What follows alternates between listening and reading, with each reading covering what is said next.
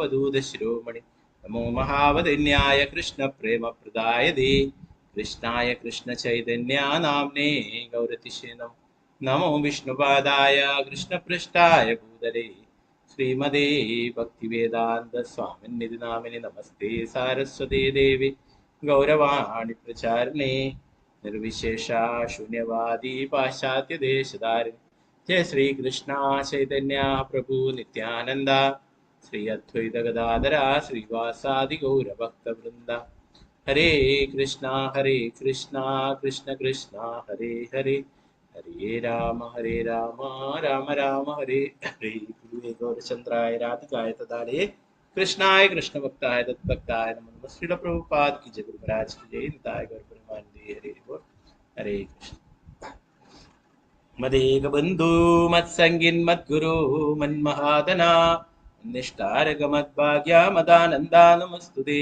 ग्रंथराय श्रीमद् भागवतम की जय श्रीमद् भागवतम पंचम स्कंदം 26ാമത്തെ അധ്യായം ശ്ലോകം 1 26ാമത്തെ അധ്യായത്തിന്റെ ചുരുക്ക വർണ്ണന സമ്മറി നോക്കാം.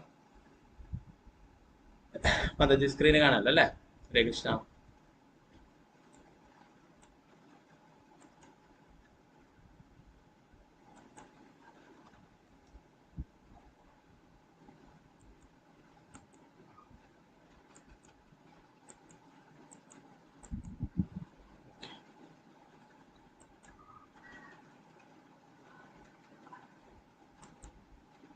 നരകീയ ലോകങ്ങളുടെ വർണ്ണന അധ്യായം 26 പഞ്ചമസ്കന്ധത്തിലെ അവസാനത്തെ അധ്യായമാണ് നരകീയ ലോകങ്ങളുടെ വർണ്ണന എന്നുള്ളത്. പാപിയായ ഒരു മനുഷ്യൻ വിവിധ നരകങ്ങളിലേക്ക് പോകുന്നത് എങ്ങനെയെന്നും അവിടെ അവൻ യമരാജന്റെ കിങ്കരന്മാരാൽ പല രീതികളിൽ ശിക്ഷിക്കപ്പെടുന്നത് എങ്ങനെയെന്നും ഈ 26ാം അധ്യായം വിവരിക്കുന്നു. ഭഗവത്ഗീത 3:27 പ്രസ്താവിച്ചിട്ടുള്ളതുപോലെ പ്രകൃതി ക്രിയമാണാനി ഗുണൈ കർമാണി സർവശഃ അഹങ്കാര വിമൂഢാത്മാ കർത്താഹമിതി മന്യതേ. ഭൗതിക പ്രകൃതിയുടെ ത്രിഗുണങ്ങളുടെ സ്വാധീനത്താൽ വ്യാമോഹിതനാകുന്ന ജീവാത്മാവ് താനാണ് കർമ്മങ്ങൾ ചെയ്തതെന്ന് ചിന്തിക്കുന്നു. വാസ്തവത്തിൽ പ്രകൃതിയാണ് അവയെല്ലാം നിർവഹിക്കുന്നത്. വിഡ്ഢിയായ ഒരു വ്യക്തി താൻ എല്ലാ നിയമങ്ങളിൽ നിന്നും സ്വതന്ത്രനാണെന്ന് ചിന്തിക്കുന്നു. ഈശ്വരനോ ക്രമീകൃത നിയമങ്ങളോ ഇല്ലെന്നും തന്റെ ഇഷ്ടം പോലെ എന്തും ചെയ്യാമെന്നും അവൻ കരുതുന്നു. അപ്രകാരം അവൻ പലതരം പാപകർമ്മങ്ങളിൽ മുഴുകുകയും തത്ഫലമായി പ്രകൃതിയുടെ നിയമപ്രകാരം ജീവിതങ്ങൾ തോറും വ്യത്യസ്തങ്ങളായ നരകീയാവസ്ഥകളിൽ തള്ളപ്പെടുകയും ചെയ്യുന്നു. ഭൗതിക പ്രകൃതിയുടെ കർശനമായ നിയമങ്ങളുടെ നിയന്ത്രണത്തിലാണെങ്കിലും താൻ സ്വതന്ത്രനാണെന്ന് ചിന്തിക്കുന്നതാണ് അവന്റെ ദുരിതങ്ങൾക്കുള്ള അടിസ്ഥാന കാരണം.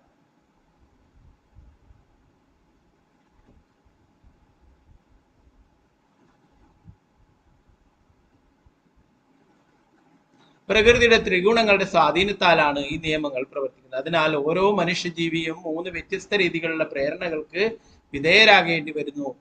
അവൻ അവന്റെ കർമ്മങ്ങൾ അനുസരിച്ചുള്ള വ്യത്യസ്ത പ്രതികർമ്മങ്ങളുടെ ഫലം അടുത്ത ജീവിതത്തിലോ ഈ ജീവിതത്തിൽ തന്നെയോ അനുഭവിക്കേണ്ടി വരുന്നു. ധാർമ്മികരായ വ്യക്തികൾ നിരീശ്വരന്മാരിൽ നിന്ന് വ്യത്യസ്തമായ രീതിയിലാണ് പ്രവർത്തിക്കുന്നത്.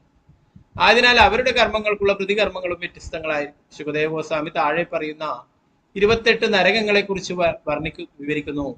താമിശ്രം, അന്ധതാമിശ്രം, രൗരവം, മഹാരൗരവം നരകങ്ങളുടെ പേരുകളാണ് ഇവയ്ക്ക്.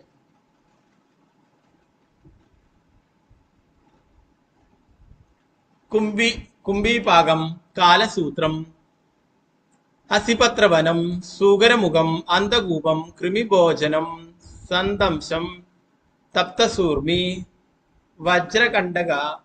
വജ്രകണ്ഡകശാലി, വൈതരണി, പുയോദം, പ്രാണരോധം, വിശസനം, ലാലാഭഷം, സാരമേയാദനം, അവീചി, അയപാനം, ശാരകർദമം, രക്ഷോഗണഭോജനം, ശൂലപ്രോതം, ദന്തശൂകം, അവടനിരോധനം, പര്യാവർത്തനം, സൂചിമുഖം. അന്യരുടെ ധനം, ഭാര്യ, സമ്പത്ത് എന്നിവ അപഹരിക്കുന്നവർ താമിശ്രം എന്നറിയപ്പെടുന്ന നരകത്തിൽ തള്ളപ്പെടുന്നു.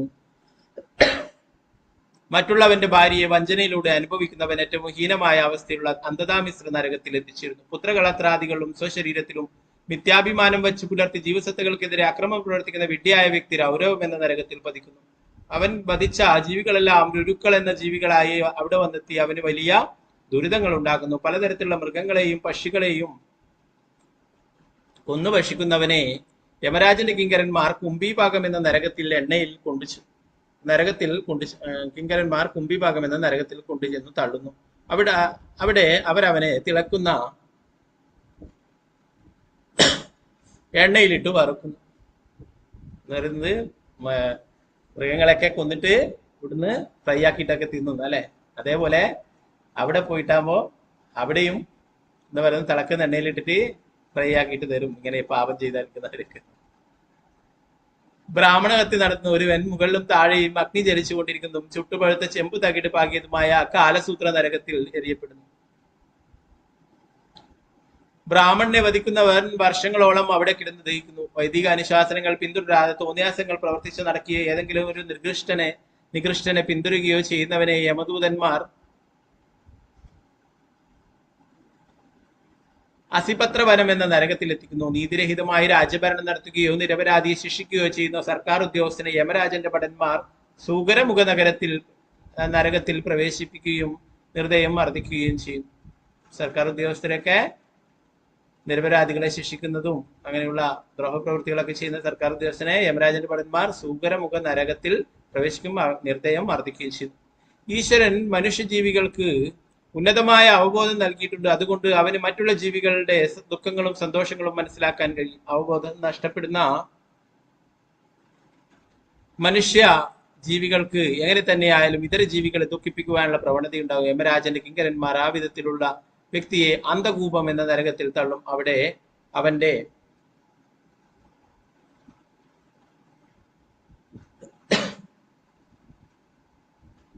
പീഡനങ്ങൾക്ക് ഇരയായവർ അവൻ ശിക്ഷിക്കപ്പെടും. അതിഥിയെ ഉചിതമായി സ്വീകരിക്കുകയോ അതിഥിക്ക് ഭക്ഷണം നൽകാതെ സ്വയം ഭുജിക്കുകയോ ചെയ്യുന്ന വ്യക്തിയെ കൃമിഭോജന നരകത്തിൽ എത്തിക്കും. അവിടെ അസംഖ്യം വിരകളും കീടങ്ങളും അവനെ തുടർച്ചയായി കടിച്ചുകൊണ്ടേയിരിക്കും.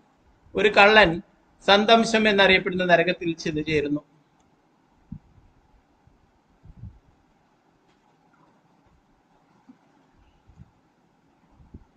ലൈംഗിക ബന്ധം പുലർത്തിക്കൂടാത്ത ഒരു സ്ത്രീയുമായി അത്തരം ബന്ധത്തിൽ ഏർപ്പെടുന്ന പുരുഷൻ തപ്തസൂർമി നരകത്തിൽ ചെല്ലുന്നു. മൃഗങ്ങളുമായി ലൈംഗിക ബന്ധത്തിൽ ഏർപ്പെടുന്ന വ്യക്തി വ്രജകണ്ഠക ശാലമാലി നരകത്തിലേക്ക് കൊണ്ടുപോകുന്നു. ഉന്നതമായ യാഥാസ്ഥിക കുടുംബത്തിൽ ജനിച്ചിട്ടും അതിനനുസരിച്ച് ജീവിക്കാത്തവൻ രക്തം, പഴുപ്പ്, മൂത്രം മുതലായവ ഒഴുകുന്ന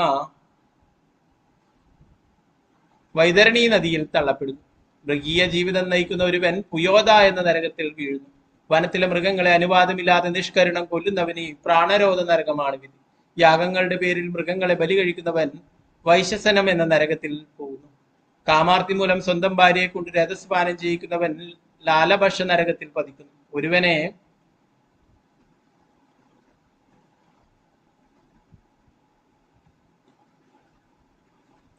കൊല്ലുന്നതിന് തീ വയ്ക്കുകയോ വിഷം കഴിപ്പിക്കുകയോ ചെയ്യുന്നവർ സാരമേയാതനം എന്ന നരകത്തിൽ വീഴുന്നു. ജീവസന്ധാരണത്തിന് വേണ്ടി കള്ളസാക്ഷി പറയുന്നവൻ അവീചി എന്ന നരകത്തിൽ പതിക്കുന്നു. മദ്യപാനത്തിന് അടിമപ്പെട്ടവൻ അയപാനം എന്ന നരകത്തിൽ തള്ളപ്പെടുന്നു. അഹങ്കാരം മൂലം ഉന്നതരെ ബഹുമാനിക്കാത്തവൻ ക്ഷാരകർദമം എന്ന നരകത്തിലാണ് വീഴുക. മനുഷ്യജീവികളെ ഭൈരവന് ബലിയർപ്പിക്കുന്ന വ്യക്തി രക്ഷോഗണഭോജനം എന്ന നരകത്തിൽ പതിക്കുന്നു. ഓമനിച്ച് വളർത്തുന്ന മൃഗങ്ങളെ കൊല്ലുന്നവൻ ശൂലപ്രോത നരകത്തിൽ ചെല്ലുന്നു. മറ്റുള്ളവർക്ക് ദ്രോഹം ചെയ്യുന്ന വ്യക്തി ദണ്ഡശുക നരകത്തിലേക്ക് കൊണ്ടുപോകപ്പെടുന്നു.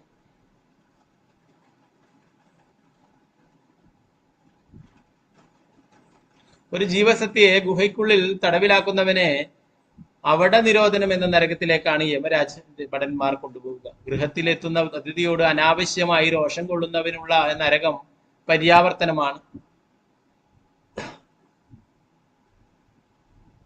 ധനം സമ്പാദിക്കുന്നതിൽ ഭ്രാന്തി പിടിച്ച് അതിനെക്കുറിച്ച് മാത്രം ചിന്തിച്ച് കഴിയുന്ന ഒരുവൻ സൂചിമുഖം എന്ന നരകത്തിൽ പതിക്കും.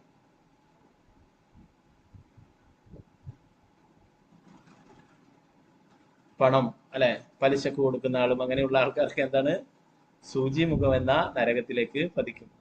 ശുകദേവ് ഗോസ്വാമി നരകീയ ഗ്രഹങ്ങളെ കുറിച്ച് വിവരിച്ചതിന് ശേഷം പുണ്യവാന്മാരായ വ്യക്തികൾ ദേവന്മാർ വസിക്കുന്ന ഉന്നത ഗ്രഹങ്ങളിലേക്ക് ഉയർത്തപ്പെടുന്നതും പുണ്യപ്രവൃത്തികളുടെ ഫലം ക്ഷയിച്ചു കഴിയുമ്പോൾ അവർ വീണ്ടും ഭൂമിയിലേക്ക് വരുന്നതും എങ്ങനെയെന്നും വിവരിക്കുന്നു. അവസാനമായി ഭഗവാന്റെ വിശ്വരൂപം വർണ്ണിക്കുന്ന അദ്ദേഹം ഭഗവാന്റെ മഹത്വങ്ങൾ വാഴ്ത്തുകയും ചെയ്യുന്നു. ശ്രീ പ്രഭുപാദയ്ക്ക് പ്രഭുപാദർ ഇവിടെ നമുക്ക് എല്ലാ നരകങ്ങളെ കുറിച്ചുള്ള ചെറിയൊരു സൂചന നൽകിയിരിക്കുന്നു.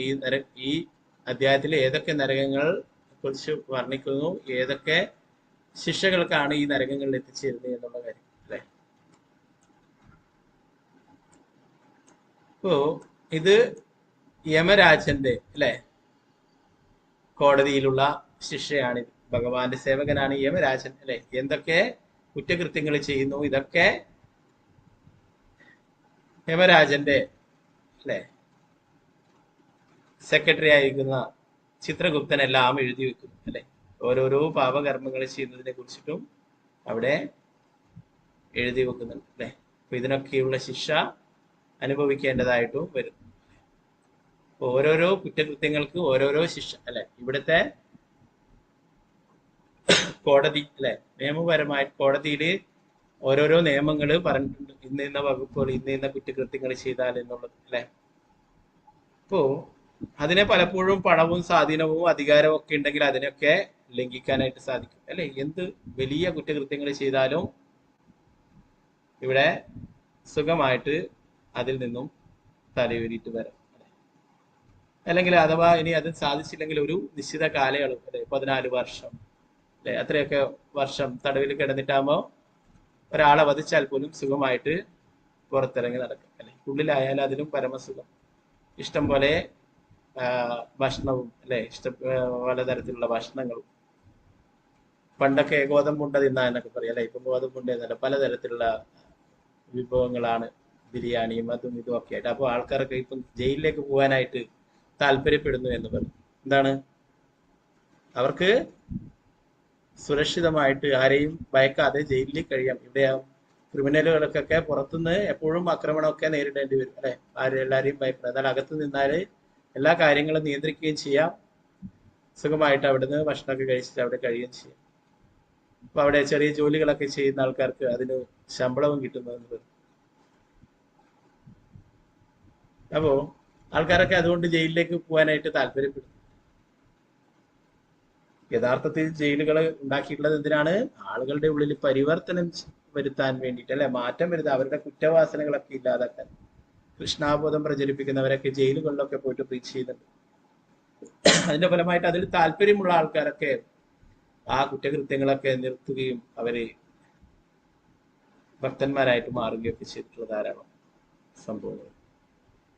ഓക്കെ, അപ്പോ എല്ലാറ്റിനും ശിക്ഷയുണ്ട് അല്ലെ. ചില ആൾക്കാർ ശിക്ഷയെ കുറിച്ച് അറിഞ്ഞിട്ടും കുറ്റകൃത്യങ്ങൾ ചെയ്യുന്നു അല്ലെ. ചില ആൾക്കാർ അജ്ഞത കൊണ്ട് കുറ്റകൃത്യങ്ങൾ ചെയ്യും. അജ്ഞത കൊണ്ട് കുറ്റകൃത്യങ്ങൾ ചെയ്യുന്നവരെ നമുക്ക് അതിന്റെ ആ എത്രമാത്രം ഭവിഷ്യത്തുകൾ അതുകൊണ്ട് നേരിടേണ്ടി വരും എന്ന് പറഞ്ഞ് മനസ്സിലാക്കിയാൽ ചിലപ്പോൾ അവർ അതിൽ നിന്നും പിന്തിരിയും അല്ലെ.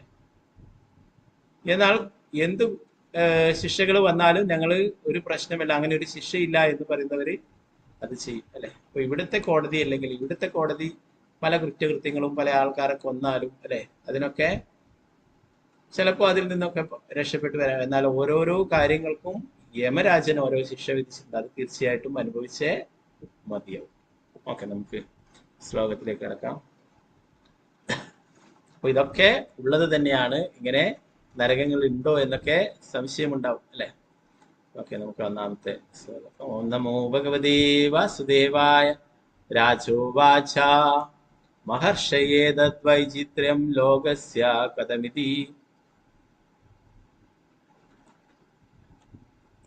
പരിശുദ്ധ മഹാരാജാവ് ശുകദേവ ഗോസ്വാമിയോട് ചോദിച്ചു, എന്റെ പ്രിയപ്പെട്ട ഭഗവാൻ, ജീവസത്തകൾ എന്തുകൊണ്ടാണ് വിഭിന്ന ഭൗതിക സാഹചര്യങ്ങളാകുന്നത്? ദയവായി എനിക്കത് വിശദീകരിച്ചു തന്നാലും.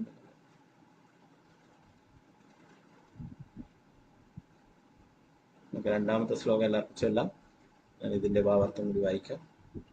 ഈ വിശ്വത്തിനുള്ളിലെ വിഭിന്ന നരകീയ ലോകങ്ങൾ ഗർഭോദക സമുദ്രത്തിൽ നിന്നും അല്പം ഉയരത്തിലായി സ്ഥിതി ചെയ്യുന്നുവെന്ന് ശ്രീല വിശ്വനാഥ ചക്രവർത്തി ഠാക്കൂർ വിവരിക്കുന്നു. പാപികളായ ആളുകൾ എങ്ങനെയാണ് ഈ നരകങ്ങളിലേക്ക് പോകുന്നതെന്നും അവിടെ യമരാജന്റെ ഭടന്മാരാൽ അവർ എങ്ങനെയാണ് ശിക്ഷിക്കപ്പെടുന്നതെന്നും ഈ അധ്യായത്തിൽ പറഞ്ഞിരിക്കുന്നു. വിഭിന്ന ശാരീരിക സവിശേഷതകളോടുകൂടിയ വ്യത്യസ്തരായ വ്യക്തികൾ അവരുടെ പൂർവ്വകർമ്മങ്ങളുടെ പ്രതിപ്രവർത്തനങ്ങൾക്ക് അനുസരിച്ച് സന്തോഷമോ ദുഃഖമോ അനുഭവിക്കുന്നു.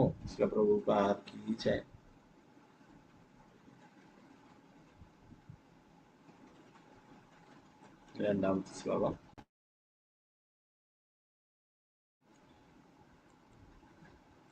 ഓം നമോ ഭഗവതേ വാസുദേവായ. ഋഷിരുവാച ത്രിഗുണത്വാത് കർത്തുശ്രദ്ധയാ കർമ്മഗതയാ പൃഥഗ്വിദഃ സർവാ ഏവ സർവസ്യ താരതമ്യേന ഭവന്തി.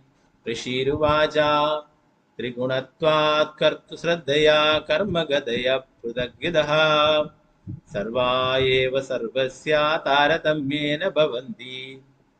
ഹരേ കൃഷ്ണ. മംഗളാചരണം.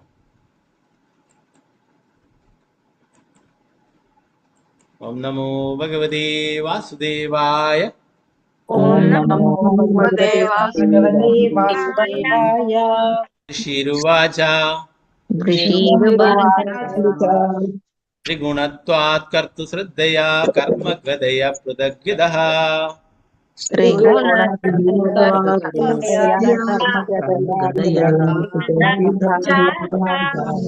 സർവാ ഏവ സർവസ്യ താരതമ്യേന ഭവന്തി.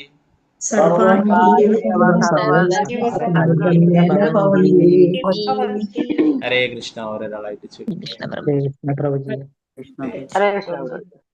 ഹരേ കൃഷ്ണ. ഓക്കെ, അംബിക കേശവ ദേവസ്മതി ചൊല്ലിക്കൊള്ളു. ഹരേ കൃഷ്ണ. ഹരേ കൃഷ്ണ പ്രഭുജി. ഓം നമോ ഭഗവതേ വാസുദേവായ. ഋഷിരുവാച ത്രിഗുണത്വാത് കർത്തുശ്രദ്ധയാ കർമ്മഗതയ പൃഥഗ്വിധാഃ സർവാ ഏവ സർവസ്യ താരതമ്യേന ഭവന്തി. ഹരേ കൃഷ്ണ പ്രഭു. ഹരേ കൃഷ്ണ. മാലതി ശ്യാമതി ദേവസ്മതി ചൊല്ലിക്കൊള്ളു. ഹരേ കൃഷ്ണ പ്രഭുജി. ഹരേ കൃഷ്ണ. ഓം നമോ ഭഗവതേ വാസുദേവായ.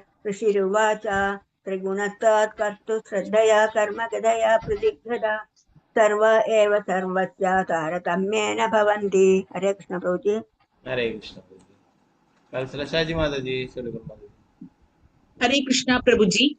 ഹരേ കൃഷ്ണ. ഓം നമോ ഭഗവതേ വാസുദേവായ. ഋഷിരുവാച ത്രിഗുണത്വാത് കർതു ശ്രദ്ധയാ കർമ്മഗതയ പൃഥഗ്വിദാഃ സർവാ ഏവ സർവസ്യ താരതമ്യേന ഭവന്തി. ഹരേ കൃഷ്ണ പ്രഭുജി. ഹരേ കൃഷ്ണ മാതാജി. വിജയനാണ് മാതാജി ചൊല്ലിക്കൊള്ളു. ഹരേ കൃഷ്ണ. ഹരേ കൃഷ്ണ പ്രഭുജി. ഹരേ കൃഷ്ണ. ഓം നമോ ഭഗവതേ വാസുദേവായ. ഋഷിരുവാച ത്രിഗുണത്വാത് കർതു ശ്രദ്ധയാ കർമ്മഗതയാ പൃഥഗ്വിദാഃ സർവാ ഏവ സർവസ്യ താരതമ്യേന ഭവന്തി. ഹരേ കൃഷ്ണ പ്രഭുജി.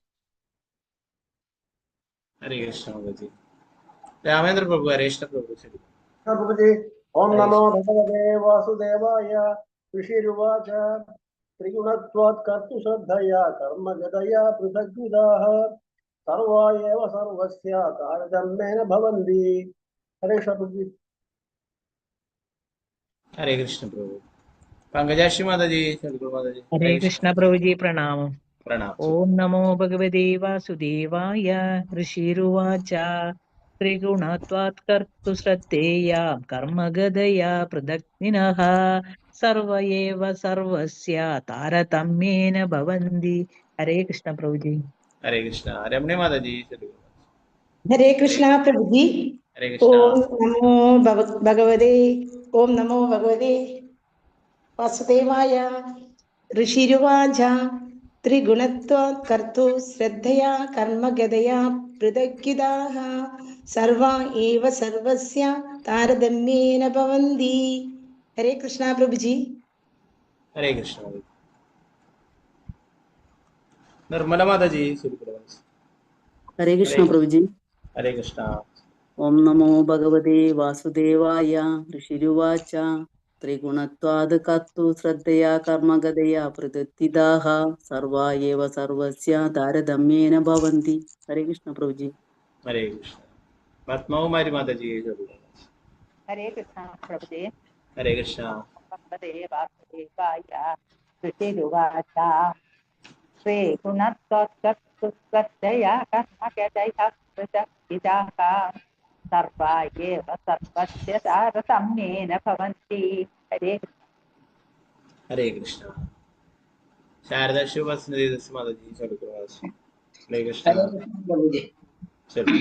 ഓം നമോ ഭഗവതേ വാസുദേവായ. ഋഷിരുവാച ത്രിഗുണത്വാത് കർത്തുഃ ശ്രദ്ധയാ കർമ്മകദേഹ പൃഥക് വിദാഃ സർവ ഏവ സർവസ്യ താരതമ്യേന ഭവതി. ഹരേ കൃഷ്ണ. ഹരേ കൃഷ്ണ.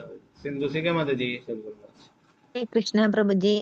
ഹരേ കൃഷ്ണ. ഓം നമോ ഭഗവതേ വാസുദേവായ.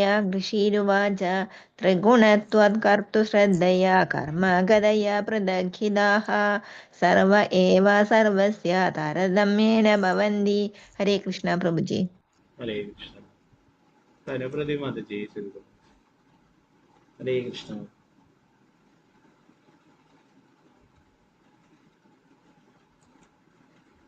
സീതാരാമനുണ്ണി മാതാജി ശരി. ഹരേ കൃഷ്ണ.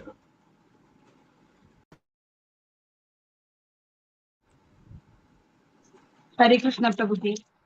ഓം നമോ ഭഗവതേ വാസുദേവായ. ഋഷിരുവാച ത്രിഗുണാത് കർത്തുഃ ശ്രദ്ധയാ കർമ്മഗതയാ പൃഥഗ്വിദാ സർവ ഏവ സർവസ്യ താരതമ്യേന ഭവന്തി. ഹരേ കൃഷ്ണ പ്രഭുജി. ഹരേ കൃഷ്ണ. വസന്ത മാതാജി ശരി. ഹരേ കൃഷ്ണ പ്രഭുജി. ശരി. ഓം നമോ ഭഗവതേ വാസുദേവായ. ഋഷിരുവാച ത്രിഗുണത്വാത് കർത്തുഃ ശ്രദ്ധയാ കർമ്മഗതയാ പൃഥഗ്വിദാഃ സർവ ഏവ സർവസ്യ താരതമ്യേന ഭവന്തി. ഹരേ കൃഷ്ണ പ്രഭുജി. ഹരേ കൃഷ്ണ മാതാജി. ശാരദജി നമ്പൂതിരി മാതാജി. ഹരേ കൃഷ്ണ മാതാജി. ഹരേ കൃഷ്ണ പ്രഭുജി. ഹരേ കൃഷ്ണ. ഓം നമോ ഭഗവതേ വാസുദേവായ. ഋഷിരുവാച ത്രിഗുണത്വാത് കർത്തുഃ ശ്രദ്ധയാ കർമ്മഗതയാ പൃഥഗ്വിദാഃ സർവ ഏവ സർവസ്യ താരതമ്യേന ഭവന്തി. ഹരേ കൃഷ്ണ പ്രഭുജി. ഹരേ കൃഷ്ണ മാതാജി. ഭാരതീയ മാതാജി ശരി. ഹരേ കൃഷ്ണ പ്രഭുജി. ഹരേ ഓം കൃഷ്ണ. നമോ ഭഗവതേ വാസുദേവായ. ഋഷിരുവാച ത്രിഗുണത്വാത് കർത്തുശ്രദ്ധയാ കർമ്മഗതയാ പൃഥഗ്വിദാഃ സർവ ഏവ സർവസ്യ താരതമ്യേന ഭവന്തി. ഹരേ കൃഷ്ണ. ഹരേ കൃഷ്ണ മാതാജി. സുവർണപ്രഭ മാതാജി ശരി. ഹരേ കൃഷ്ണ പ്രഭുജി. ഹരേ കൃഷ്ണ. ഓം നമോ ഭഗവതേ വാസുദേവായ. ഋഷിരുവാച ത്രിഗുണത്വാത് കർത്തുഃ ശ്രദ്ധയാ കർമ്മഗതയാ പൃഥഗ്വിദാഃ സർവ ഏവ സർവസ്യ താരതമ്യേന ഭവന്തി. ഹരേ കൃഷ്ണ പ്രഭുജി. ഹരേ കൃഷ്ണ. ഓക്കെ, മറ്റുള്ളവർക്ക് അടുത്ത ശ്ലോകങ്ങൾ ചൊല്ലാം. നമുക്ക് ഇതിന്റെ അർത്ഥം പറയാം.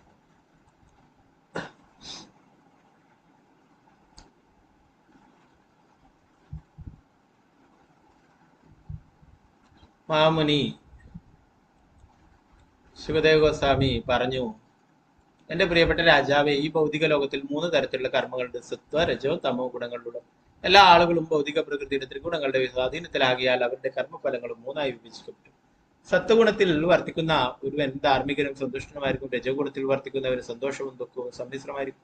തമോ ഗുണത്തിന്റെ പ്രേരണയാൽ പ്രവർത്തിക്കുന്നവൻ എപ്പോഴും അസന്തുഷ്ടി അനുഭവിക്കുകയും മൃഗത്തെ പോലെ ജീവിക്കുകയും ചെയ്യുന്ന ജീവസത്തകൾ പ്രകൃതിയുടെ വ്യത്യസ്ത ഗുണങ്ങളാൽ വ്യത്യസ്ത നിലവാരങ്ങളിൽ സ്വാധീനിക്കപ്പെടുന്നതിനാൽ അവർക്ക് എത്തിച്ചേരാൻ വിധിക്കപ്പെടുന്ന സ്ഥാനങ്ങളും വ്യത്യസ്തങ്ങളായിരിക്കും. മൂന്നാമത്തെ ശ്ലോകം. ഓം നമോ ഭഗവതേ വാസുദേവായ.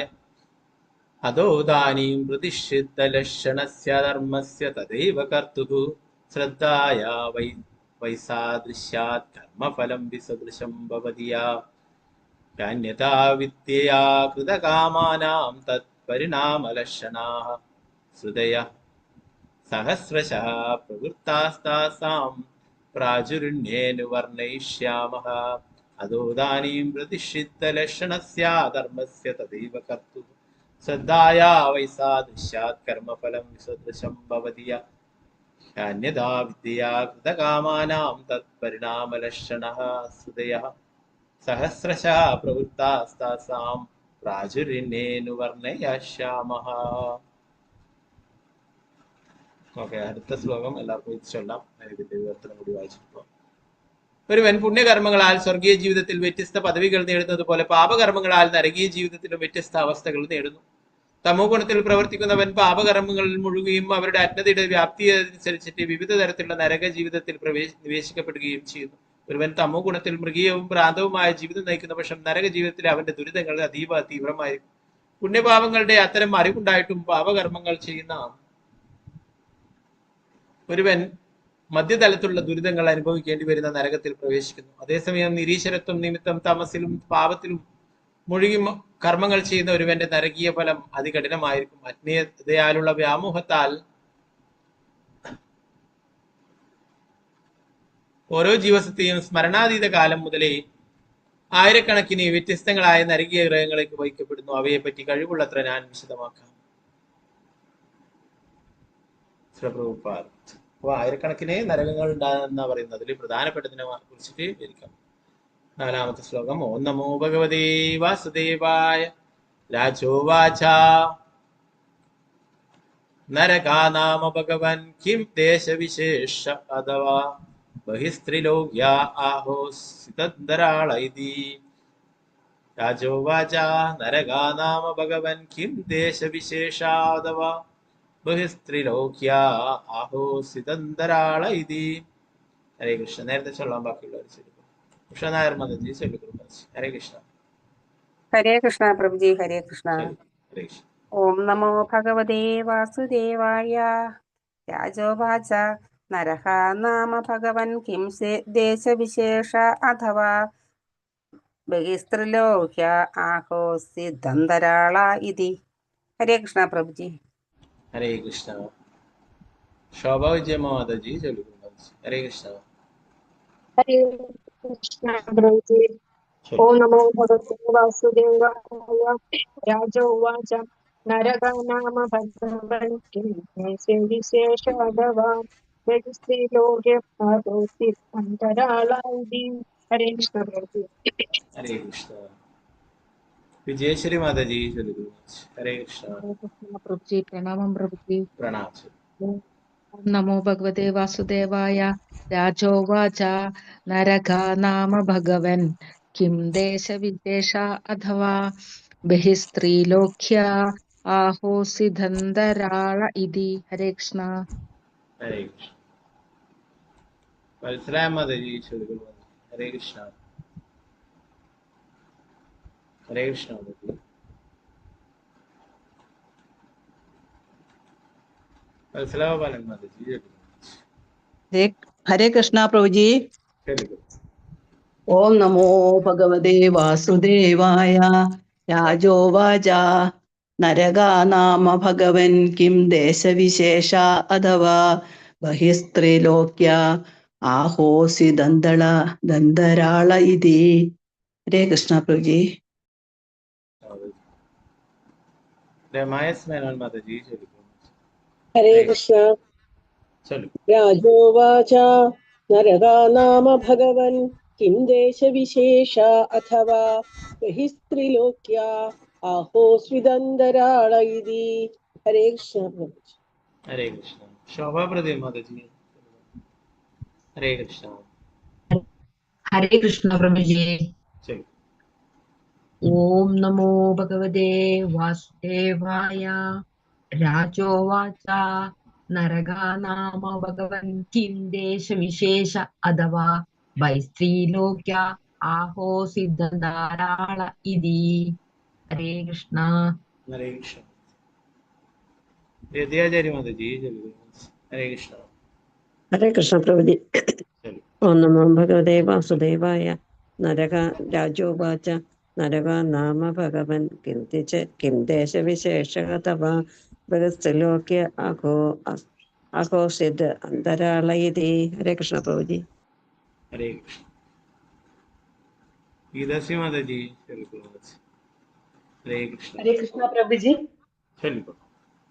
ഓം നമോ ഭഗവതേ വാസുദേവായ. രാജോവാച നരകാ നാമ ഭഗവൻ കിം ദേശവിശേഷ അഥവാ ബഹിസ്ത്രിലോക്യ ആഹോസിതന്തരാള ഇതി. ഹരേ കൃഷ്ണ പ്രഭുജി. ഹരേ കൃഷ്ണ. വത്സലാം മാതാജി ചൊല്ലുന്നുണ്ടോ? മാതാജി ചൊല്ലാൻ പറ്റുമെങ്കിൽ. ഹരേ കൃഷ്ണ പ്രഭുജി. ഓം നമോ ഭഗവതേ വാസുദേവായ. രാജോവാച നരകാ നാമ ഭഗവൻ കിം ദേശവിശേഷ അഥവാ ബഹിസ്ത്രീലോക്യ ആഹോസ്വിതന്തരാള ഇതി. ഹരേ കൃഷ്ണ പ്രഭുജി. ഹരേ കൃഷ്ണ. സുജയ് മാതാജി ചൊല്ലിക്കൂ. ഹരേ കൃഷ്ണ. ഹരേ കൃഷ്ണ പ്രഭുജി. ശരി. ഓം നമോ ഭഗവതേ വാസുദേവായ. രാജോവാച നരകാ നാമ ഭഗവൻ കിം ദേശവിശേഷ അഥവാ ബഹിസ്ത്രിലോക്യാ ആഹോസിദന്തരാള ഇതി. ഹരേ കൃഷ്ണ പ്രഭുജി. ഹരേ കൃഷ്ണ. ഡോക്ടർ സുരഞ്ജയ മാതാജി ചൊല്ലിക്കൂ. ഹരേ കൃഷ്ണ. ഹരേ കൃഷ്ണ. ശരി. ഓം നമോ ഭഗവതേ വാസുദേവായ. രാജോവാച നരകാ നാമ ഭഗവൻ കിം ദേശവിശേഷ അഥവാ ബഹിസ്ത്രിലോക്യാ ആഹോസ്ത്വദ് അന്തരാള ഇതി. ഓം തത്സദിതി.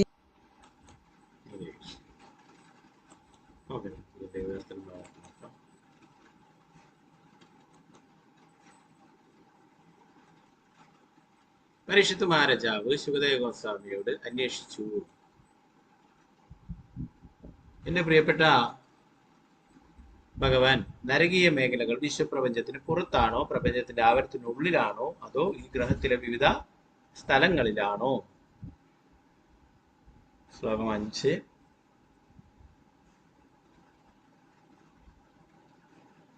ഓം നമോ ഭഗവതേ വാസുദേവായ.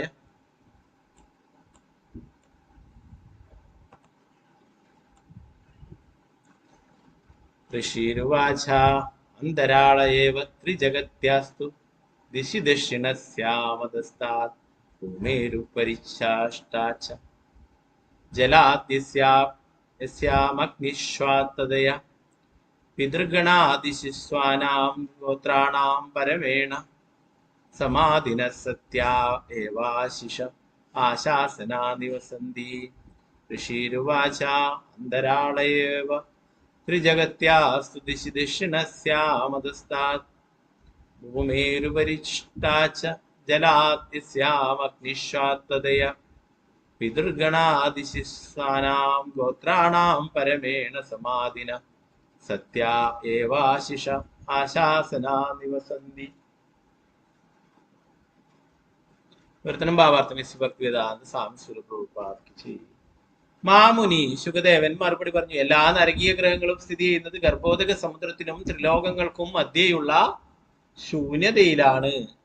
അവ ഗർഭോദക സമുദ്ര ജലത്തിന് അല്പം മീതെയായി ഭൂമണ്ഡലത്തിന് താഴെ പ്രപഞ്ചത്തിന്റെ ദക്ഷിണഭാഗത്തായി കിടക്കുന്നു. പിതൃലോകവും അധോതല ഗ്രഹങ്ങൾക്കും ഗർഭോദക സമുദ്രത്തിനും മധ്യത്തിലായി ഈ മേഖലയിൽ തന്നെ സ്ഥിതി ചെയ്യുന്നു. അഗ്നിശ്വാത്തന്റെ നേതൃത്വത്തിൽ എല്ലാ പിതൃലോകവാസികളും തങ്ങളുടെ കുടുംബാംഗങ്ങൾക്ക് നന്മകൾ നേർന്ന് പരമദിവ്യ പുരുഷനായ ഭഗവാനെ മഹാസമാധിയിൽ ധ്യാനിക്കുന്നു. ഭക്തിവേദാന്ത സ്വാമി പ്രഭുപാദിച്ച് മുമ്പ് വിവരിച്ചതുപോലെ നമ്മുടെ ഈ ഗ്രഹ സംവിധാനത്തിനു താഴെ 7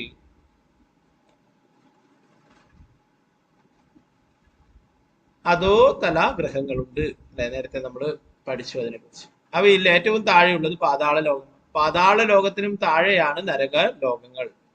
പ്രപഞ്ചത്തിന്റെ അടിത്തട്ടിൽ ഗർഭോദക സമുദ്രവും കിടക്കുന്നു. അതിനാൽ നരകലോകങ്ങൾ പാതാള ലോകത്തിനും ഗർഭോദക സമുദ്രത്തിനും മധ്യയാണ്.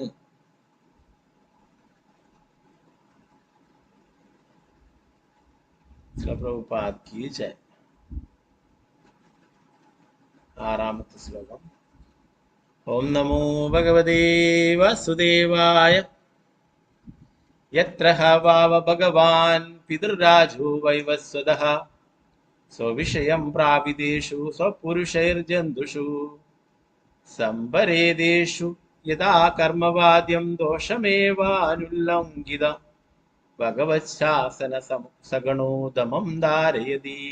യത്ര വാവ ഭഗവാൻ പിതൃരാജോ വൈവസ്വതഃ സ്വവിഷയം പ്രാപിതേഷു സ്വപുരുഷൈർജന്തുഷു സംപരേദേഷു യഥാ കർമ്മവാദ്യം ദോഷമേവാനുലംഘിത ഭഗവത്ശാസന സഗണോദമം ധാരയതി.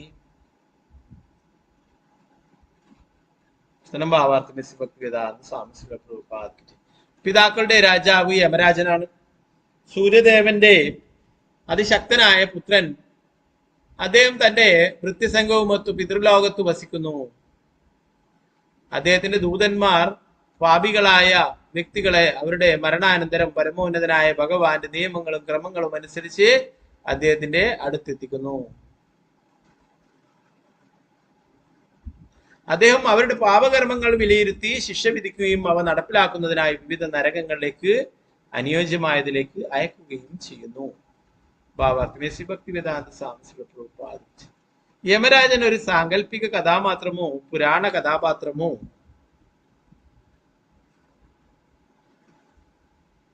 അല്ല.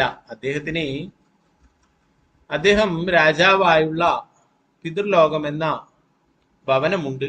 ആത്മേയവാദികൾ അഥവാ ദൈവമുണ്ടോ ഇല്ലയോ എന്ന് നിശ്ചയമില്ലാത്തവർ, ആത്മേയവാദികൾ നരകത്തിൽ വിശ്വസിച്ചില്ലെന്ന് വരാം. പക്ഷേ ഗർഭോദക സമുദ്രത്തിനും പാതാളത്തിനും മധ്യേ നരകത്തിന് അസ്തിത്വമുണ്ടെന്ന് ശുഭദേവ ഗോസ്വാമി ഉറപ്പിച്ചു പറയുന്നു. മനുഷ്യജീവികൾ തന്റെ നിയമങ്ങളും ക്രമങ്ങളും ലംഘിക്കുന്നില്ലെന്ന് ഉറപ്പാക്കാൻ പരമദിവ്യോത്തമ പുരുഷനായ ഭഗവാനാൽ നിയമിതനാണ് യമരാജൻ. ഭഗവത്ഗീത 4:17 സ്ഥിരീകരിച്ചിരിക്കുന്നത് പോലെ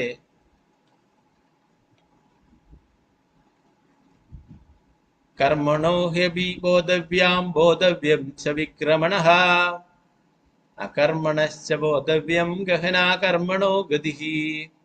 കർമ്മത്തിന്റെ സങ്കീർണതകൾ മനസ്സിലാക്കുക വളരെ ദുഷ്കരമാണ്. അതുകൊണ്ട് ഒരുവൻ എന്താണ് കർമ്മമെന്നും എന്താണ് നിഷിദ്ധ കർമ്മമെന്നും എന്താണ് അകർമ്മമെന്നും വ്യക്തമായി ഗ്രഹിച്ചിരിക്കണം. ഒരുവൻ കർമ്മത്തിന്റെയും വികർമ്മത്തിന്റെയും അകർമ്മത്തിന്റെയും സ്വഭാവം ശരിക്കും മനസ്സിലാക്കുകയും നിർബന്ധമായും അതനുസരിച്ച് പ്രവർത്തിക്കുകയും ചെയ്യണം.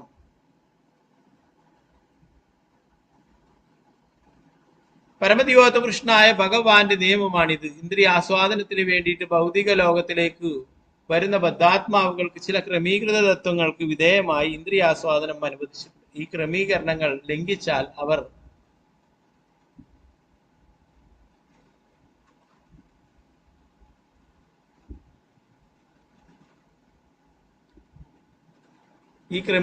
ലംഘിച്ചാൽ അവർ യമരാജനാൽ വിചാരണ ചെയ്യപ്പെടുകയും ശിക്ഷിക്കപ്പെടുകയും ചെയ്യും. അദ്ദേഹം അവരെ നരകങ്ങളിലേക്ക് വരുത്തുകയും കൃഷ്ണാബോധത്തിലേക്ക് മടങ്ങുന്നതിന് വേണ്ടി ഉചിതമായി ശിക്ഷിക്കുകയും ചെയ്യും. എന്തു തന്നെയായാലും ബദ്ധാത്മാവുകൾ മായയുടെ പ്രേരണയാൽ തമോ ഗുണത്തിന്റെ വശീകരണത്തിൽ തുടരും. അപ്രകാരം യമരാജന്റെ ആവർത്തിച്ചുള്ള ശിക്ഷകൾ ഉണ്ടായാലും അവർ ബോധത്തിലേക്ക് വരാതെ ഭൗതികാവസ്ഥയ്ക്കുള്ളിൽ വീണ്ടും വീണ്ടും പാപകർമ്മങ്ങൾ ചെയ്ത് ജീവിതം തുടരുന്നു.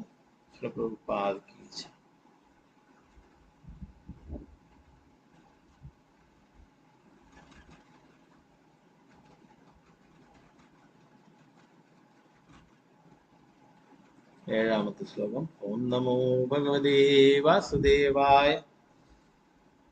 തത്ര ഹൈകേ നരകാനേകവിംശതിം ഗണയന്തി അധസ്താംസ്തേ രാജൻ നാമരൂപലക്ഷണതോ അനുക്രമിഷ്യാമിശ്രോ വന്ദതാമിശ്രോ രൗരവോ മഹാരൗരവ കുംഭീപാക കാലസൂത്രമസി പത്രവനം സൂകരമുഖമ മണ്ഡകൂപം അന്ധകൂപം കൃമിഭോജന സന്തംശ തപ്ത സൂർമിർ വജ്രകണ്ഠ ശാൽമലി വൈതരണീ പുയോദഃ പ്രാണരോധോ വിശസനം ലാലഭഷ സാരമോയത നമ വീചരയ പാനമിതി കിഞ്ചശാരകർത്തമോ ഋഷോ ഗണഭോജനോ ശൂലപ്രോദോ ദന്തശൂകോ അവട നിരോധനഃ പര്യാവർത്തന സൂചി മുഖമിത്യാഷ്ടാംശ വിധിർനരകാ വിവിധയാതനാ ഭൂമയഃ. നേരത്തെ പറഞ്ഞിട്ടുള്ള ആ 28 നരകങ്ങളുടെയും പേരുകളാണ് ഈ ശ്ലോകത്തിലൂടെ വിവരിക്കുന്നത്. നരകങ്ങൾ ആകെ 21 ഉള്ളതെന്ന് ചിലർ പ്രാമാണികരും 28 ഉണ്ടെന്ന് മറ്റു ചിലരും പറയുന്നു. എന്റെ പ്രിയപ്പെട്ട രാജാവേ, അവയുടെ നാമങ്ങളും രൂപങ്ങളും ലക്ഷണങ്ങളും അനുസരിച്ച് ഞാൻ അവയെ ഓരോന്നിനെയും കുറിച്ച് പറയാം. വിഭിന്ന നരകങ്ങളുടെ നാമങ്ങൾ താഴെ പറയുന്നു. താമിശ്രം, അന്ധതാമിശ്രം, രൗരവം, മഹാരൗരവം, കുംഭീപാകം, കാലസൂത്രം, അസിപത്രവനം, സൂകരമുഖം, അന്ധകൂപം, കൃമിഭോജനം, സന്തംശം, തപ്തസൂർമി, വജ്രകണ്ഠകശാൽമിലി, വൈതരണി, പുയോദം, പ്രാണരോധം, വിശസനം, ലാലവശം, സാരമേയാദനം, അവീചി, അയപാനം, ശാരകർദമം, രക്ഷോഗണഭോജനം, ശൂലപ്രോതം, ദന്തശൂകം, അവട നിരോധനം, പര്യാവർത്തനം, സൂചിമുഖം, ജീവസത്തുക്കളെ ശിക്ഷിക്കാൻ ഉദ്ദേശിക്കപ്പെട്ടിട്ടുള്ളതാണ് ഈ നരകങ്ങളെല്ലാം.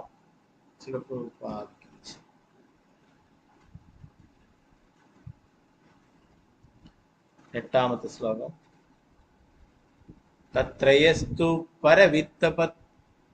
പരവിത്തവത് പുത്രകളത്രാണ്യപഹരതി സഹി കാലപാശബദ്ധോ യമപുരുഷൈരതിഭയാനകസ്താമിശ്രേ നരകേ ബലാനിപാത്യതേ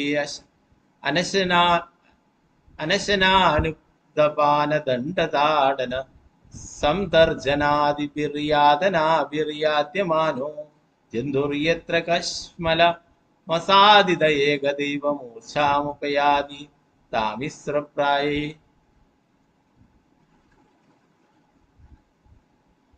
എന്റെ പ്രിയപ്പെട്ട രാജാവേ, അന്യരുടെ ധനം, ഭാര്യ, സന്താനങ്ങൾ, സമ്പത്ത് എന്നിവ അപഹരിക്കുന്ന ഒരു വ്യക്തി മരണസമയത്ത് ഭയാനകരായ യമദൂതന്മാരാൽ പിടികൂടപ്പെടുകയും അവർ അവനെ കാലപാശത്താൽ ബന്ധിച്ച് ബലാത്കരമായി കൊണ്ടുപോയി താമിശ്രം എന്നറിയപ്പെടുന്ന നരകത്തിൽ തള്ളുകയും ചെയ്തു. തമസിലാണ്ട ഈ നരകത്തിൽ വെച്ച് യമദൂതന്മാർ ആ പാപിയെ കഠിനമായി അടിക്കുകയും ശാസിക്കുകയും ചെയ്തു. അവരവന് ഭക്ഷണമോ പാനം ചെയ്യാൻ ജലമോ കൊടുക്കില്ല. ഉഗ്രകോപികളായ യമരാജന്റെ കിങ്കരന്മാർ അപ്രകാരം അവനെ കഠിനമായി ദുരിതപ്പെടുത്തുകയും അവർ ചിലപ്പോൾ മോഹാലസ്യപ്പെട്ട് വീഴുകയും ചെയ്യുന്നു. ഒന്നാമത്തെ നരകത്തെ കുറിച്ചിട്ട് പറയുന്നത് താമിശ്രം എന്നുള്ളത്. അതാണ് മറ്റുള്ളവരുടെ ഭാര്യ, ധനം, ഇതൊക്കെ സമ്പത്തൊക്കെ അപഹരിക്കുന്ന ആള് ഇങ്ങനെയുള്ള നരകത്തിലേക്ക് പോകുമെന്ന് പറഞ്ഞു. അവിടെ യമരാജന്റെ കിങ്കരന്മാർ ശിക്ഷിക്കുകയും ചെയ്യുന്നു.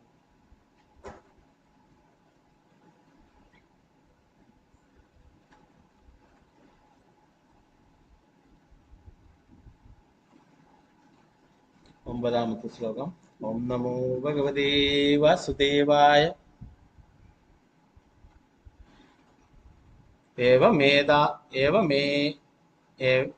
ഏവമേവാന്തദാമിശ്രേ യസ്തു വഞ്ചയിത്വ പുരുഷം ധാരാദീനുപയുക്തേ യത്ര ശരീരി നിപത്യമാനോ യഥാ നാസ്തു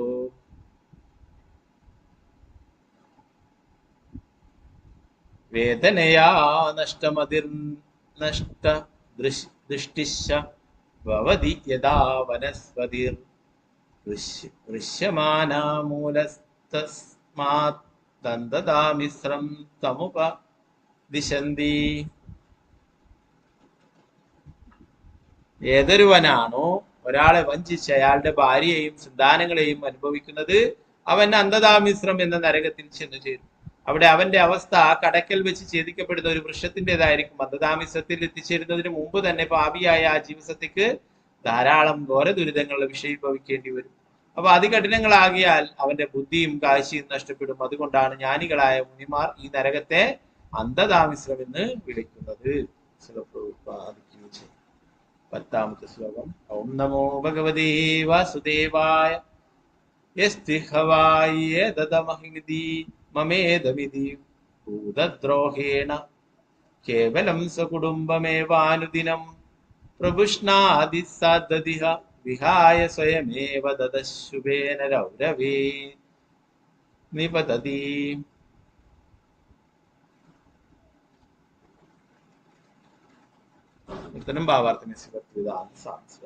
ശരീരത്തെ ആത്മാവായി സ്വീകരിക്കുന്ന ഒരു വ്യക്തി അവന്റെ സ്വന്തം ശരീരവും ഭാര്യയുടെയും സന്താനങ്ങളുടെയും ശരീരങ്ങളും സംരക്ഷിക്കുന്നതിനെ പകലും രാത്രിയും ഒരുപോലെ കഠിനാധ്വാനം ചെയ്തു.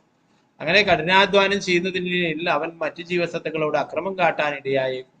അത്തരത്തിലുള്ള ഒരു വ്യക്തി മരണസമയത്ത് അവന്റെ ശരീരവും കുടുംബത്തെയും ഉപേക്ഷിക്കുവാൻ നിർബന്ധനാകുന്നു. മറ്റു ജീവികളോട് ദേഷ്യം പുലർത്തിയതിന്റെ ഫലമായി അവൻ രൗരവം എന്ന നരകത്തിലേക്ക് എറിയപ്പെടുന്നു. ശ്രീമദ് വർത്തമേസി ഭക്തിവേദാന്ത സ്വാമി ശ്രീല പ്രഭുപാദ് ജയ്. ശ്രീമദ് ഭാഗവതത്തിൽ ഇങ്ങനെ പറഞ്ഞിരിക്കുന്നു: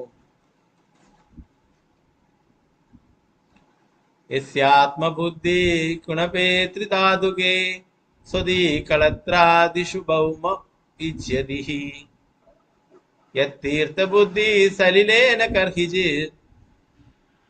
ജനേഷ വിഷ്ണേഷു സയേവ ഗോകരഃ. 3 ഘടകങ്ങൾ അടങ്ങുന്ന പിത്തം, കഫം, വായു ഈ ശരീരമാകുന്ന സഞ്ചിയെ തന്റെ ആത്മാവായി സ്വീകരിക്കുന്ന ഒരുവൻ, ഭാര്യയോടും പുത്രന്മാരോടും വളരെ സ്നേഹവും അടുപ്പമുള്ള ബന്ധം പുലർത്തുന്നവൻ, സ്വന്തം നാടിനെ ആരാധ്യാർഹമായി പരിഗണിക്കുന്നവൻ, തീർത്ഥസ്ഥലങ്ങളെ ജലത്തിൽ സ്നാനം ചെയ്യുകയും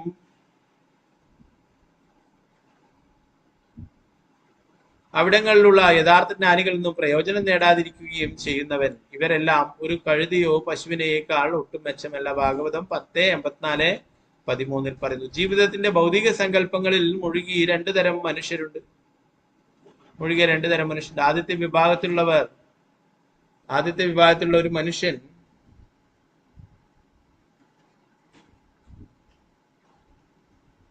ശരീരമാണ് അവന്റെ ആത്മാവെന്ന് കരുതുന്നു. അതിനാൽ അവൻ തീർച്ചയായും ഒരു മൃഗത്തെ പോലെയാണ്. സയേവ ഗോകരഃ. രണ്ടാമത്തെ വിഭാഗത്തിലുള്ള മനുഷ്യൻ അവന്റെ ശരീരത്തെ ആത്മാവായി കരുതുക മാത്രമല്ല, ആ ശരീരത്തിന്റെ പരിപാലനാർത്ഥം എല്ലാത്തരം പാപകർമ്മങ്ങളും ചെയ്യുന്നു. അവനും കുടുംബത്തിനും വേണ്ടി ധനം ഉണ്ടാക്കാൻ മറ്റുള്ളവരെ വഞ്ചിക്കുകയും അകാരണമായി അന്യരോട് കാലുഷ്യം പുലർത്തുകയും ചെയ്യുന്ന അത്തരമൊരു വ്യക്തി രൗരവം എന്ന നരകത്തിൽ തള്ളപ്പെടുന്നു. ഒരുവൻ മൃഗങ്ങൾ കരുതുന്നത് പോലെ ശരീരമാണ് ആത്മാവെന്ന് കരുതുന്നത് കൊണ്ട് മാത്രം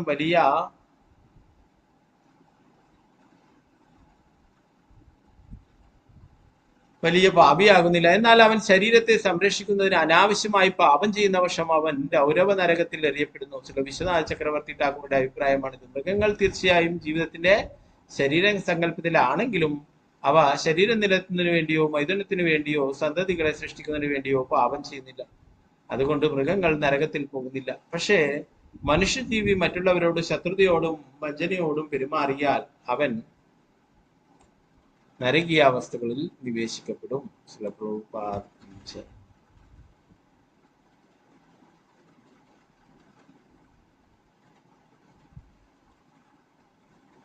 നാരായണ നമസ്കൃത്യ നരം ചൈവ നരോത്തമം ദേവീം സരസ്വതീം വ്യാസം തതോ ജയമുദ്രേ നഷ്ടപ്രായേഷ ഭദ്രേഷു നിത്യം ഭാഗവത സേവയാ ഭഗവതി ഉത്തമ ശ്ലോകേ ഭക്തിർഭവതി നൈഷ്ഠികേ മൂകം കരോതി വാചാലം പങ്കും ലംഘയതി ഗിരിം യത്കൃപാതമഹം വന്ദേ ശ്രീഗുരു ദീനദാരുണം പരമാനന്ദമാധവം ശ്രീചൈതന്യേശ്വരം.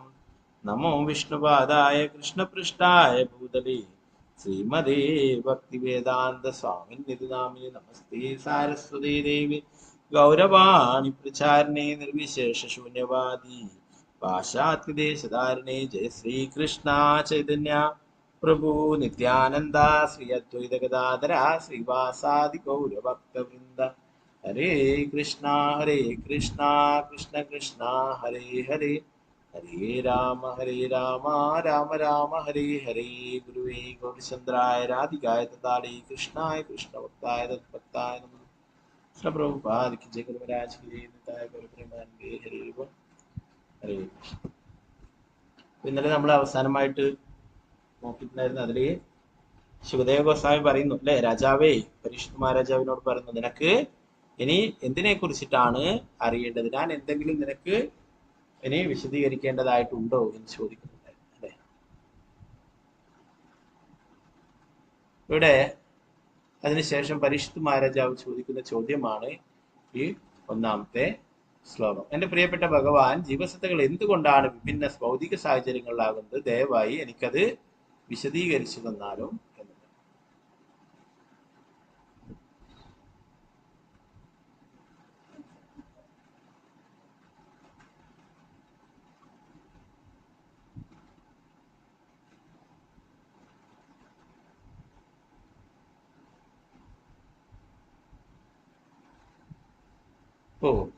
ഇവിടെ ശിവദേവ ഗോസ്വാമി പറയുന്നത് ത്രിഗുണങ്ങളുടെ സ്വാധീനത്താലാണ് അല്ലെ. നമ്മൾ ഭഗവത്ഗീതയിലൊക്കെ പഠിക്കേണ്ട ത്രിഗുണത്തിലുള്ള സത്വരജോ തമോ ഗുണങ്ങളുടെ സ്വാധീനത്തെ കുറിച്ചിട്ടും അല്ലെ, അതിലുള്ള ആളുകളുടെ ആരാധനാ രീതിയെ കുറിച്ചിട്ടും ഭക്ഷണ രീതിയെ കുറിച്ചിട്ടും അല്ലെ, ജീവിതത്തെ കുറിച്ചൊക്കെ നമ്മൾ പഠിക്കേണ്ടത്. ഈ 3 ഗുണങ്ങളുടെ സ്വാധീനത്തിനെ അടിമപ്പെട്ടിട്ടാണ്, ആ സ്വാധീനത്തിന് കീഴിലാണ് എല്ലാവരും പ്രവർത്തിക്കുന്നത് അല്ലെ. അപ്പൊ ഇവിടെ അതാണ് പറയുന്നത്, ഉത്തരമായിട്ട് ശുകദേവ ഗോസ്വാമി പറയുന്നു, എന്റെ പ്രിയപ്പെട്ട രാജാവ്, ഈ ഭൗതിക ലോകത്തിൽ 3 തരത്തിലുള്ള കർമ്മങ്ങളുണ്ട്: സത്വ, രജ, തമോ ഗുണങ്ങൾ. എല്ലാ ആളുകളും ഭൗതിക പ്രകൃതി ത്രിഗുണങ്ങളുടെ സ്വാധീനത്തിലാകിയാൽ അവരുടെ കർമ്മഫലങ്ങളും 3ആയി വിഭജിക്കപ്പെട്ടിരിക്കുന്നു. ഇവിടെ പറയുന്നു, സത്വഗുണത്തിൽ വർത്തിക്കുന്ന ഒരുവൻ ധാർമ്മികനും സന്തുഷ്ടനുമായിരിക്കും. അല്ലെ, നമ്മൾ പറഞ്ഞു അല്ലെ, സത്വഗുണത്തിലാണെങ്കിലും അതും ഇവിടെ എന്താണ്, നമ്മളെ ഇവിടെ ബന്ധിക്കുന്നതാണെന്ന് പറഞ്ഞു. അല്ലെ, അപ്പോ അതുകൊണ്ട് തന്നെ അതിനും ഉപരിയായിട്ടുള്ള ശുദ്ധ സത്വഗുണത്തിൽ എത്തിച്ചേരാനായിട്ട് ഭഗവാൻ പറയുന്നു. അല്ലെ, അവിടെയാണ്, ആ ശുദ്ധ സത്വഗുണത്തിലാണ് ഭഗവാന്റെ ഭക്തി സേവനങ്ങൾ നിർവഹിക്കപ്പെടുന്നത്. സത്വഗുണം നല്ലത് തന്നെയാണ്, അതും എന്നാൽ ഇവിടെ സുഖത്താലും ജ്ഞാനത്താലും ബന്ധിക്കപ്പെടുന്നു എന്ന് നമ്മൾ ഭഗവത്ഗീതയിൽ പഠിച്ചിട്ടുണ്ട്. മറ്റു രജോ തമോ ഗുണങ്ങളെ വെച്ച് നോക്കുമ്പോൾ സത്വഗുണം കുറച്ചുകൂടി ഉയർന്നതാണ്, എന്നാൽ അതും മോചനത്തിന് പ്രയാസമാണെന്ന് പറയും. ആ സത്വഗുണത്തിലും ഉപരിയായിട്ട് ശുദ്ധ സത്വഗുണത്തിലേക്ക് എത്താനായിട്ട് അതുകൊണ്ട് ഈ 3 ഗുണങ്ങളുടെ സ്വാധീനത്തിനെ അനുസരിച്ചിട്ടാണ് ആൾക്കാർ പ്രവർത്തിക്കുന്നത്.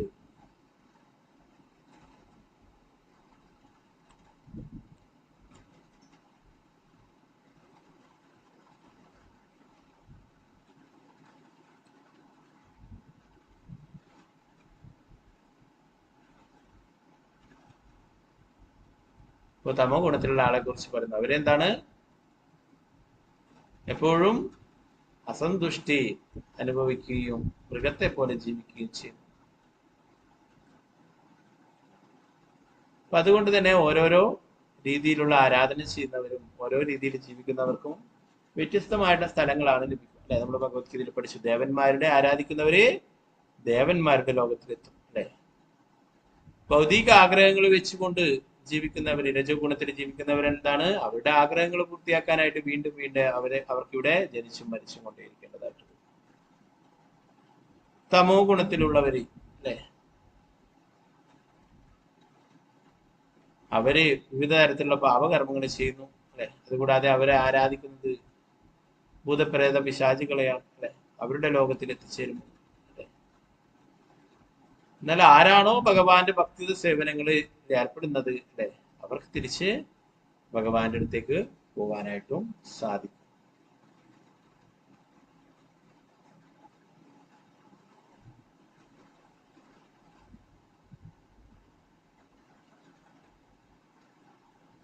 ഇപ്പൊ നേരത്തെ നമ്മൾ പറഞ്ഞു, കുറെ പുണ്യങ്ങൾ ചെയ്തു കഴിഞ്ഞാൽ ഒരു ലോകങ്ങളിലേക്ക് പോകാനെന്ന് പറഞ്ഞു. അല്ലെ, പുണ്യങ്ങളുടെ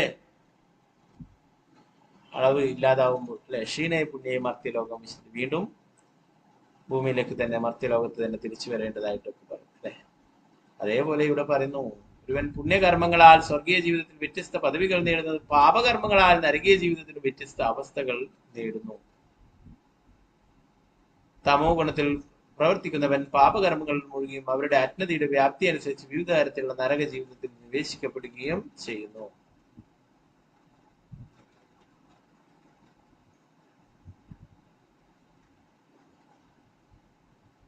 ഒരുവൻ തമോ ഗുണത്തിൽ മൃഗീയവും ഭ്രാന്തവുമായ ജീവിതം നയിക്കുന്നു, പക്ഷെ നരക ജീവിതത്തിൽ അവന്റെ ദുരിതങ്ങൾ അതീവ തീവ്രമായിരിക്കും എന്ന് പറയും.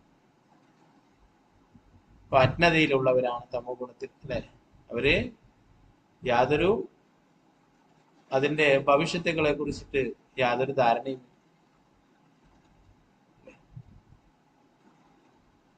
പിന്നീട് പറയുന്നു,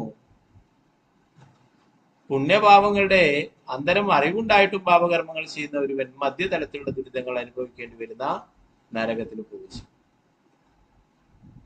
അതേസമയം നിരീശ്വരത്വം നിമിത്തം തമസിലും പാപത്തിലും മുഴുകി കർമ്മങ്ങൾ ചെയ്യുന്ന ഒരുവന്റെ നരകീയ ഫലം അതികഠിനമായിരിക്കും.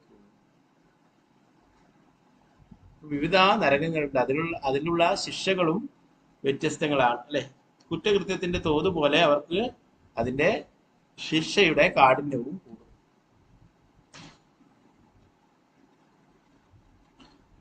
ഓരോ ജീവസത്തെയും സ്മരണാതീത കാലം മുതലേ ആയിരക്കണക്കിന് വ്യത്യസ്തങ്ങളായ നരകീയ ഗ്രഹങ്ങളിലേക്ക് വഹിക്കപ്പെടുന്നു. അവയെപ്പറ്റി കഴിവുള്ളത്ര ഞാൻ വിവരിക്കാം. 28 ധാരാളം നരകങ്ങളുണ്ട്. അതിൽ പ്രധാനപ്പെട്ട 28 കുറിച്ചിട്ടാണ് ഇവിടെ ശിവദേവ ഗോസ്വാമി വിവരിക്കുന്നത്.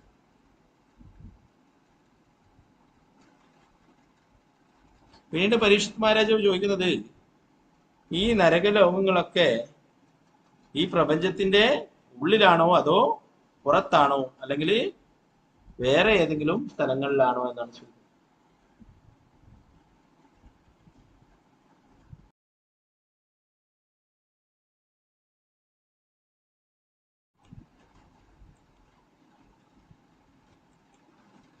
അപ്പൊ ഇത് നരകീയ ലോകങ്ങൾ ഉണ്ടെന്ന് പറഞ്ഞു. അപ്പൊ ഇത് എവിടെയാണ് എന്നാണ് ചോദിക്കുന്നത്. അതിന് ഉത്തരമായിട്ട് ശുകദേവ ഗോസ്വാമി പറയുന്നത് എന്താണ്? എല്ലാ നരകീയ ഗ്രഹങ്ങളും സ്ഥിതി ചെയ്യുന്നത് ഗർഭോദക സമുദ്രത്തിനും ത്രിലോകങ്ങൾക്കും മധ്യയുള്ള ശൂന്യതയിലാണ്.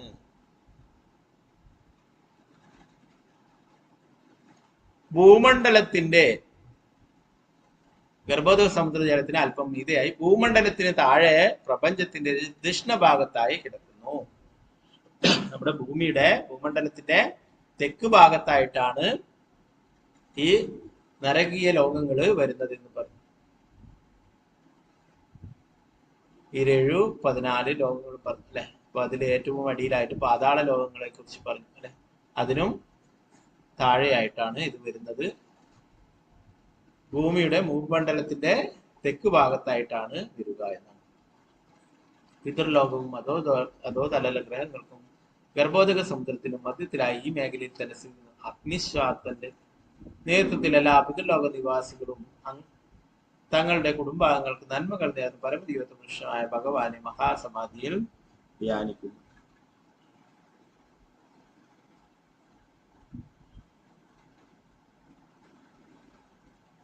പ്രഭാതിരി ഭാഗത്ത് പറയുന്നു, നരകലോകങ്ങൾ പാതാള ലോകത്തിനും ഗർഭോദക സമുദ്രത്തിനും മധ്യയാണ്.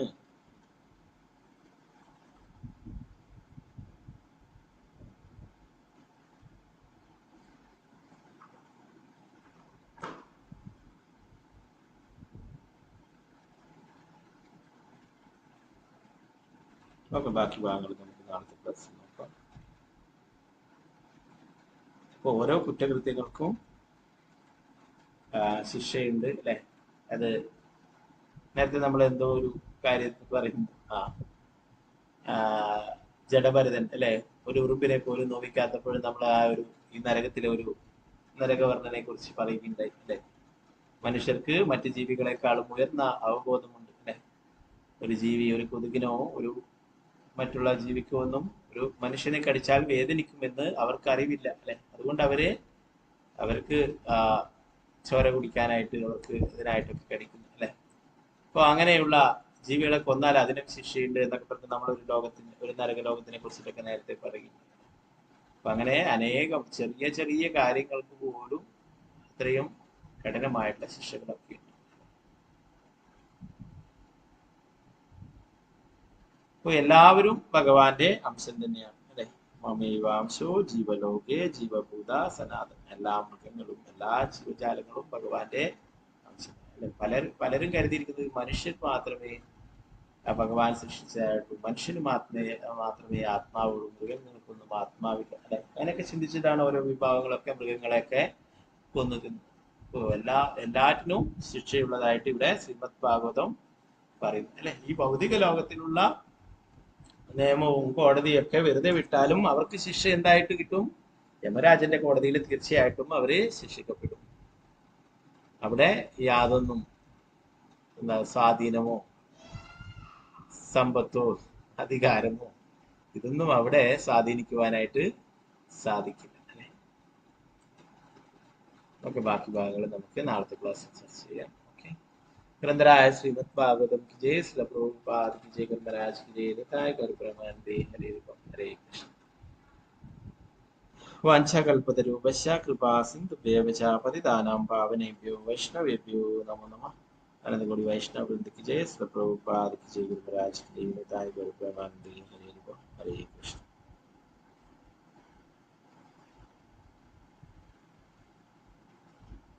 അപ്പോൾ 13-ാം തീയതി വെള്ളിയാഴ്ചയാണ് ഏകാദശി, ഒന്നുകൂടി ഓർമ്മിപ്പിക്കുന്നുണ്ടായിരിക്കും.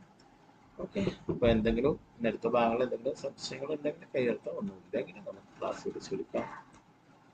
എല്ലാവർക്കും Hare Krishna. Hare Krishna Prabhuji. Thank you Prabhuji. Hare Krishna. Hare Hare Krishna Krishna Prabhuji. Hare Prabhuji, Hare Krishna. Krishna. Thank you, Prabhuji. Hare Krishna Prabhuji. Hare Krishna Prabhuji. Hare Krishna. Hare Krishna. Hare Krishna Prabhuji. Hare Krishna പ്രഭുജി.